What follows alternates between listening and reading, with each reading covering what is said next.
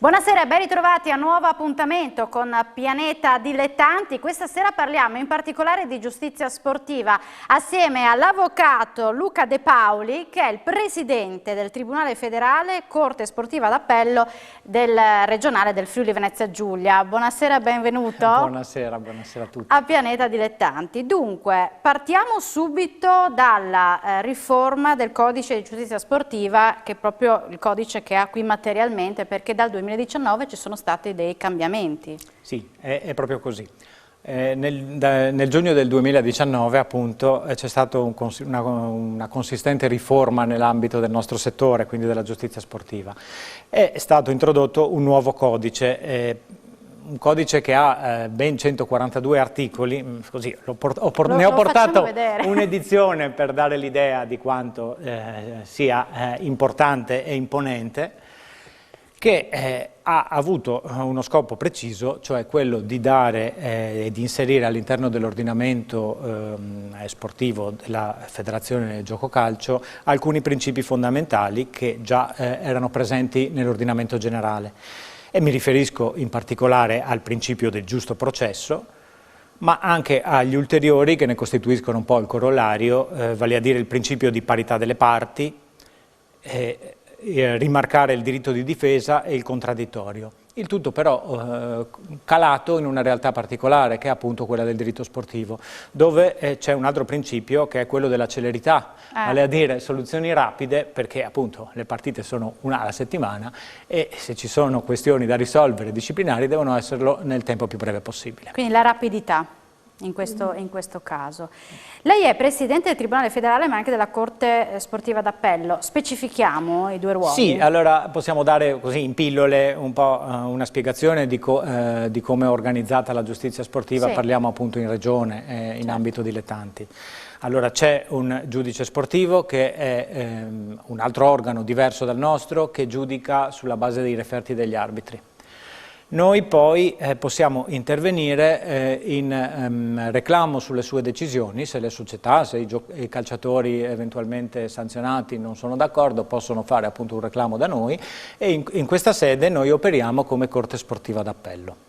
Questa è una delle nostre competenze. L'altro nome, l'altra veste, l'altro vestito che abbiamo è quello appunto di Tribunale Federale Territoriale. E in questo caso siamo, diciamo così, un giudice collegiale, perché giudichiamo sempre in una composizione di 3 persone, ma di primo grado, sui deferimenti. Quindi la Procura federale fa le sue indagini, se verifica alcune violazioni, deferisce in primo grado davanti a noi assumiamo la nostra decisione, che poi può essere impugnata a livello nazionale davanti a un organo, una corte sportiva che sta sopra di noi, quindi in questa seconda veste, in questa seconda componente.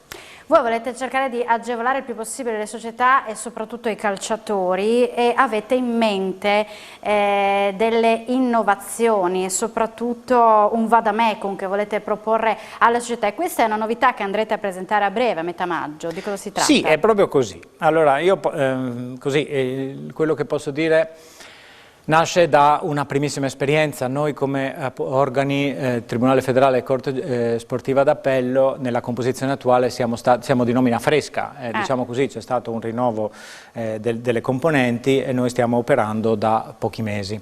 In questi primi mesi di attività abbiamo notato con nostro rammarico, purtroppo, che spesso i nostri utenti, diciamo così, le società, di fronte probabilmente a una complessità di questo codice, tutta una serie di regole, di termini e di modalità, non riescono a proporre ricorsi, reclami diciamo tempestivi, rispettosi, fatti bene.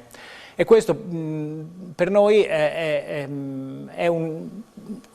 qualche cosa di negativo, perché cosa succede?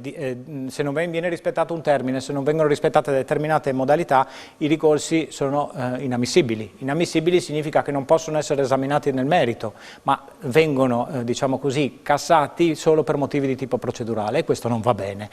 Noi siamo, diciamo così, noi operiamo in spirito di servizio, certo. Facciamo un servizio importante. Non siamo lì per punire a prescindere, siamo lì per far rispettare le regole, però vogliamo operare con buon senso e vogliamo che sia garantita la piena possibilità di difesa a tutti. Da qui sono nate alcune idee.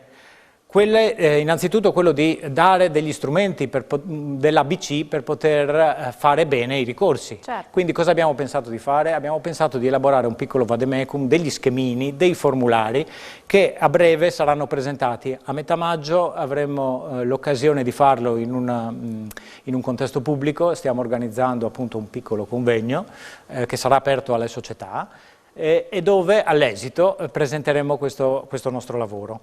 Accanto a questo abbiamo anche pensato di fare un'altra cosa. Già c'è il sito internet della Federcalcio regionale e già ha questo sito una sezione dedicata alla giustizia sportiva. Noi vorremmo appunto renderla ancora più ampia. Noi ci rendiamo conto che le nostre decisioni spesso non sono di facile conoscenza. Vengono, è vero, pubblicate all'interno del comunicato che esce non quotidianamente, ma insomma abbastanza spesso da parte della federazione e sono già visibili, però bisogna andarsene a cercare. Allora noi vogliamo avere una specie di lavagna dove siano presenti tutte le nostre decisioni in modo tale che si sappiano i nostri orientamenti. Noi per esempio in queste prime decisioni dove abbiamo purtroppo dovuto dichiarare inammissibili tutta una serie di ricorsi, abbiamo indicato che cosa avrebbero dovuto fare le società per fare bene.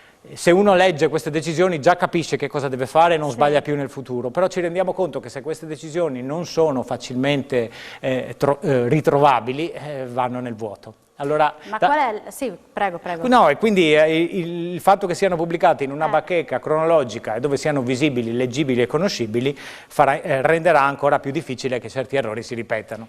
Ma qual è l'errore più noto, quello che notate più facilmente allora, e che continua a essere presente? Se possiamo fare un esempio. No, certo, allora il codice prevede tutta una serie di scadenze molto ravvicinate.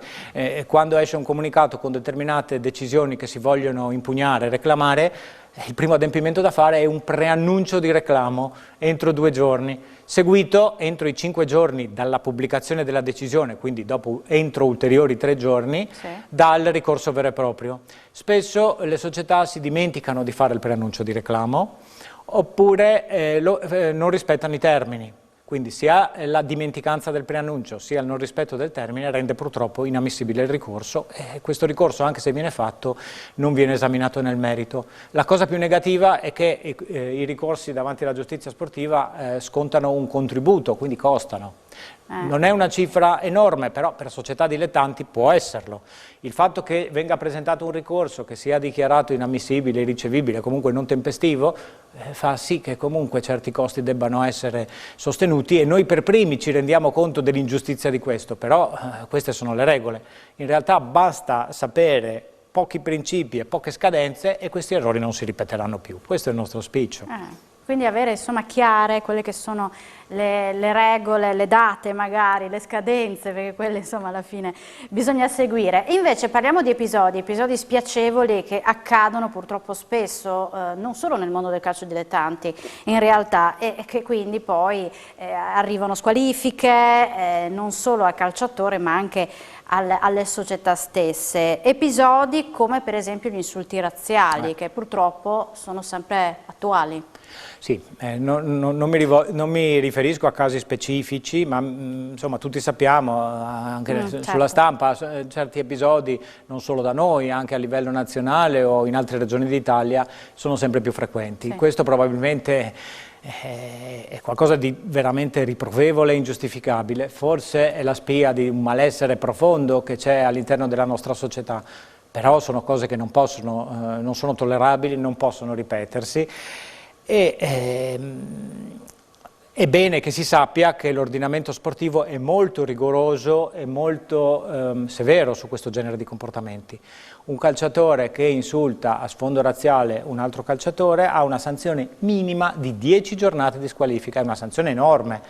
Forse queste cose non sono ben chiare, sarebbe bene che fossero conosciute. Noi purtroppo perché questi episodi non dovrebbero verificarsi, saremo chiamati ad esprimerci anche su queste cose. Quindi è bene che, voglio dire, si recuperi anche un senso di sport quale deve essere, sano, rispettoso e soprattutto fraterno, perché questo è il messaggio che il calcio dovrebbe dare, prima di tutto e su tutto, perché insomma... No, da certo, tutti i livelli, dai bambini fino agli adulti. Perché anche lì purtroppo capitano dei casi anche nei settori giovanili e lì bisogna partire a insegnare rispetto, l'educazione, oltre che la disciplina naturalmente sportiva. Ritorniamo all'appuntamento di metà maggio, così per chi si fosse sintonizzato adesso ricordiamo che cosa capiterà a Palmanova, nella sede. Allora, a Palmanova, nella sede della federazione, nell'auditorium, aperto alle società, organizzato da noi, ci sarà un incontro in cui presenteremo, diciamo così, in pillole il funzionamento della giustizia sportiva regionale, daremo delle informazioni alle società, in modo tale che le società sappiano come venire da noi, con che modalità, con che strumenti e con che tempistica. In quell'occasione presenteremo un elaborato scritto in cui le società ritroveranno tutta una serie di piccoli schemi di facile comprensione e avranno anche della modulistica che quindi permetterà loro di non fare errori formali e di fare in modo che i loro ricorsi siano tempestivi e possano essere da noi esaminati nel merito, cosa che prima di tutto noi auspichiamo.